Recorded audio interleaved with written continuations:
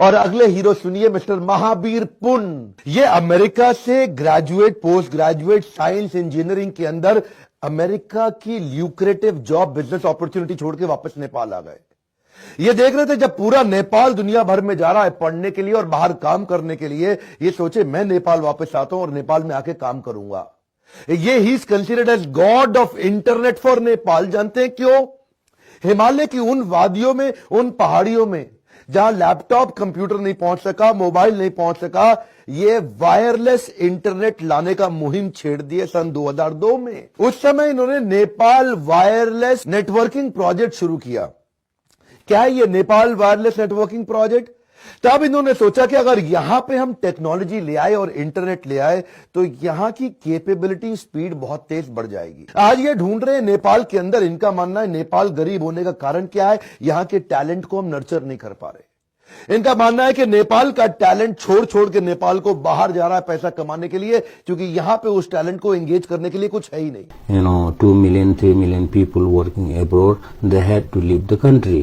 Well, that is the main reason, why Nepal is poor country. इसीलिए उन्होंने innovation centre शुरू किया, जहां ये चाहते हैं फंड करेंगे, उनको पैसा देंगे, उनको सपोर्ट करेंगे कि आपके पास कोई आइडिया है, आप उस आइडिया का प्रोडक्ट बनाने की कोशिश करो, जितना पैसा चाहिए मैं दूंगा आपको, और अगर आप फेल भी हो गए कोई बात नहीं, मैं आपको फिर भी सपोर्ट करने की कोशिश करूंगा और किसी तरीके से आपको पेटेंट दिलाऊंगा, आपके लीगल राइट्स आपको दिलाऊंगा, कॉपीराइट दिलाऊंगा, इंटेलेक्चुअल प्रॉपर्टी आपके साथ बना करके कोशिश करेंगे आपको बाहर सेल करके, इंटरनेशनल इन्वेस्टर लाके या नेपाली इन्वेस्टर को ला करके। इनका मानना है समाज की सेवा समाज सेवा करके नहीं की जाती, समाज की सेवा आर्थिक मदद से उसको स्वतंत्र बना के की जाती है। इसका मतलब क्या? सोशल डेवलपमेंट इकोनॉमिक डेवलपमेंट से ही आएगा। इसीलिए इनको भी रेमन मैग्सेसे से अवार्ड दिया गया। बेसिकली इसको नोबेल प्राइज ऑफ एशिया माना जाता है, बड़ा रेप्यूटेड अवार्ड। और आज की आखिरी स्टोरी उत्तम संजेल के बारे में, और ज्यादा एक्साइटिंग, सबसे ज्यादा एक्साइटिंग। समता स्कूल की स्थापना करी। क्या होता है समता स्कूल? समान भावना से सबकी मदद कर सके, अमीरों और गरीबों के बीच में फासले को खत्म करने के लिए, प्रमोटिंग इक्वालिटी थ्रू एजुकेशन। एक ऐसा स्कूल का चेन चालू किया जिसमें $1 पर मंथ में पढ़ाई करा सके, प्राइवेट स्कूल से ज्यादा अच्छी पढ़ाई करा सके। नेपाली रुपया मतलब नेपाली करेंसी में 100 रुपया महीना के अंदर करे। एक्चुअली उस समय प्राइवेट स्कूल बहुत महंगे थे, वहां तक रीच बड़ी मुश्किल थी।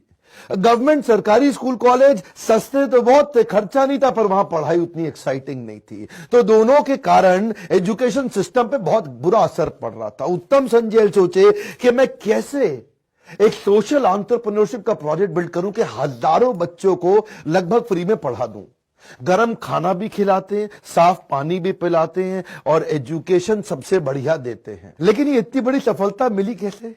इसके पीछे हाथ है हमारे बॉलीवुड का। उत्तम संजेल बचपन से हीरो बनना चाहते थे, अमिताभ बच्चन, शाहरुख खान, सलमान खान, और ये सोचते थे मैं हीरो बनूं जाके बॉलीवुड में। ये गए वहां पे, वहां जाके इन्होंने देखा, एक चीज इन्होंने वहां से सीखी, और कुछ सीखे ना सीखे। ये क्या कहते हैं कि बॉलीवुड के अंदर सेट बनाने के लिए फिल्म का बैम्बू की बल्लियों से, उनकी स्टिक से, बैम्बू से ही सेट बना दिया जाता था। लो कॉस्ट सेट तैयार करते थे बैम्बू से तुरंत। ये देखिए यार, बॉलीवुड से ये आइडिया समझ में आ गया कि बैम्बू का सेट तैयार किया जा सकता है, और उसी का सेट तैयार करके क्यों ना मैं स्कूल और कॉलेज बना दूं यहां पे। और अगर लो कॉस्ट, बहुत सस्ती जमीन पे खेतों के अंदर बैम्बू के मैं स्कूल कॉलेज बना दूं तो पैसा तो लगेगा ही नहीं, और पढ़ाई कराना मेरे लिए बहुत सस्ता हो जाएगा। हमारे देश के लोगों की तरह नहीं, हमारे यहाँ बच्चे सारे ऐसा ऐसा करके डांस करते हैं बॉलीवुड से, वो म्यूजिकली टिकटॉक पता नहीं क्या क्या कर रहे हैं, और कुछ हिल हिल डुल डुल के अपना कैमरा बना।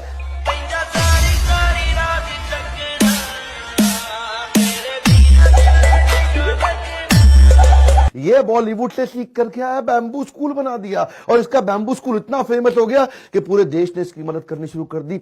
77 डिस्ट्रिक्ट के अंदर हजारों बच्चों को उन्होंने इस समय पढ़ा दिया। हजारों बच्चे स्कूल भी हो गए, college, graduate, post graduate college तक बैम्बू स्टिक पे बना दिए, और क्वालिटी पढ़ाई की। आज प्राइवेट स्कूल वाले घबरा गए, उनसे कंपीट करा पा रहे हैं। 100 रुपया महीना के अंदर आज देश इनकी मदद कर रहा है। इसको बोलते हैं सोशल एंटरप्रेन्योरशिप। इनका ये लो कॉस्ट बैम्बू स्कूल का मॉडल अल जजीरा भी कवर करने आया। और क्या देखे कि नेपाल में कितना भी अर्थक्वेक आ जाए, इनका बैम्बू स्कूल अर्थक्वेक प्रूफ है, इन पर अर्थक्वेक का भी असर नहीं पड़ने वाला। और दूसरी कमाल की चीज, 300 रुपए में शादी किया, मांग टीका सिंदूर लगा के, फटाफट फूल माला और फेरे लगा के खत्म शादी। और जितना पैसा बचाया उस सारे पैसे को उन्होंने दान में डाल दिया वापस समता हॉस्पिटल में, जहां दूर से लोग इलाज कराने आते, पैसा नहीं है दवाई का, बच्चे पढ़ने आते हैं उनके पास पैसा नहीं, और सारा फिर से डोनेशन में डाल दिया। ये जो उन्होंने हिम्मत दिखाई, ये इनकी शादी बड़ी फेमस हो गई नेपाल में। मैं चाहता हूं इनकी शादी न केवल नेपाल में बल्कि दुनिया भर में फेमस होनी चाहिए। मैंने कभी आपको अपने बारे में नहीं बताया, आज पहली बार बताऊंगा। मैंने भी अपनी शादी मंदिर में ही करी थी, कोई बैंक्वेट बुक नहीं किया, कोई हॉल 5 स्टार होटल बुक नहीं किया। मेरे पास्ट के बारे में कम लोग जानते हैं, क्योंकि ऐसे लोगों से बड़ी इंस्पिरेशन मिलती है। कोई जरूरत नहीं है, कुछ ना कुछ जीजा और कुछ ना कुछ फूफा हमेशा आपसे नाराज होंगे।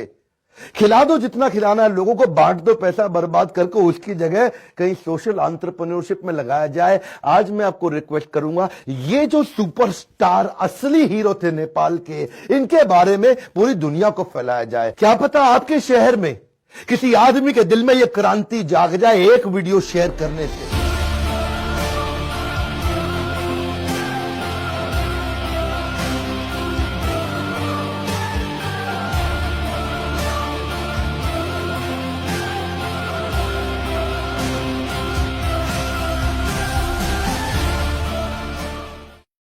सबकी सोच अगर इसी तरह रही तो नेपाल बहुत जल्दी बदलेगा और जल्दी विकसित देशों में गिना जाएगा साथियों।